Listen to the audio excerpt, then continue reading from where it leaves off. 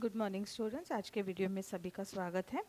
पिछले वीडियो में हमने देखा कि प्रबंधकीय पारिश्रमिक में कौन सी मदें शामिल होती हैं और किस तरह से इसका भुगतान किया जाता है। और ये जो पारिश्रमिक होता है ये डायरेक्टर्स फीस के अलावा दिया जाता है। तो लास्ट क्लास में हमने ये भी देखा कि यदि कंपनी लाभ न कमाए या अपर्याप्त लाभ कमाए तो यहाँ पर ये जो टेबल दिख रहा है आपको, उस टेबल के हिसाब से जैसे जितनी पूंजी है उतना उसको पारिश्रमिक देने का अधिकार है, उससे अधिक नहीं। तो अब हम पढ़ते हैं अगली कंडीशन की 2 गुना प्रबंधकीय पारिश्रमिक चुकाने का प्रभाव।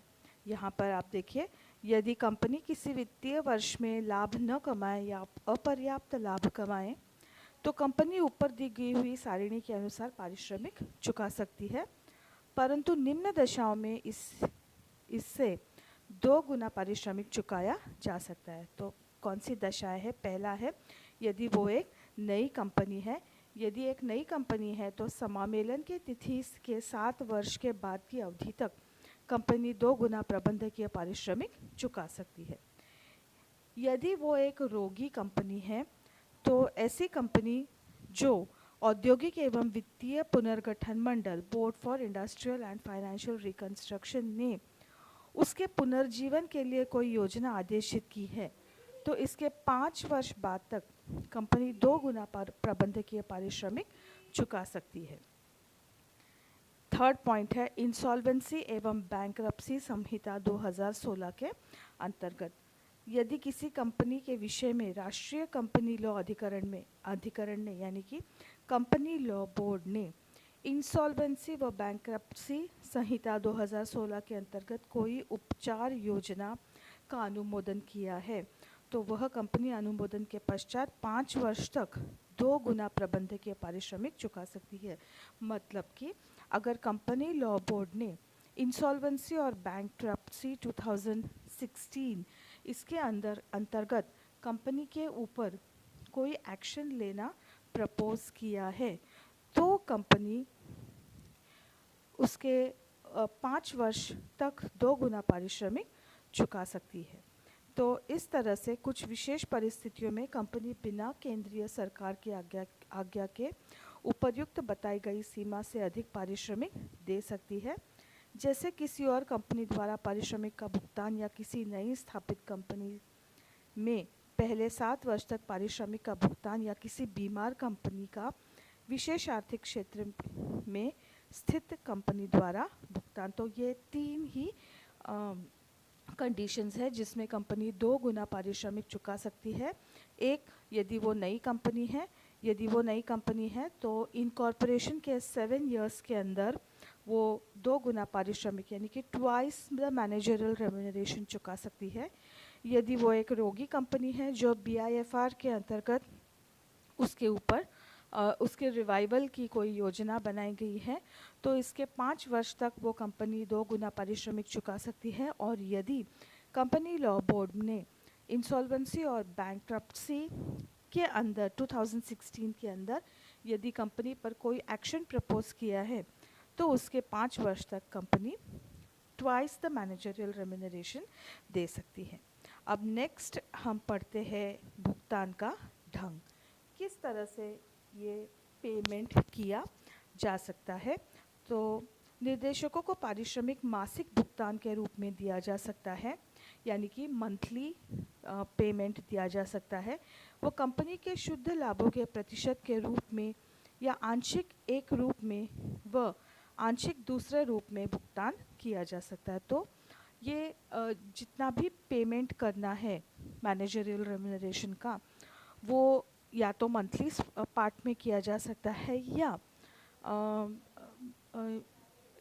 कैसे भी किया जा सकता है, मतलब कि पार्टली मंथली किया जा सकता है, पार्टली किसी और मेथड से किया जा सकता है। तो पूरा अमाउंट देना है, वो किस तरह से देना है ये कंपनी का अपना डिस्क्रिप्शन है।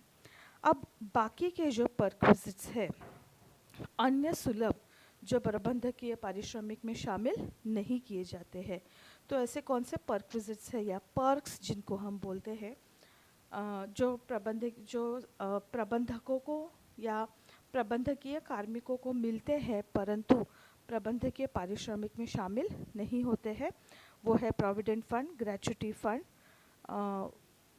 वार्षिकी फंड में अंशदान, ग्रेच्युटी, सेवानिवृत्ति की छुट्टियों के बदले मिलने वाली रकम इत्यादि।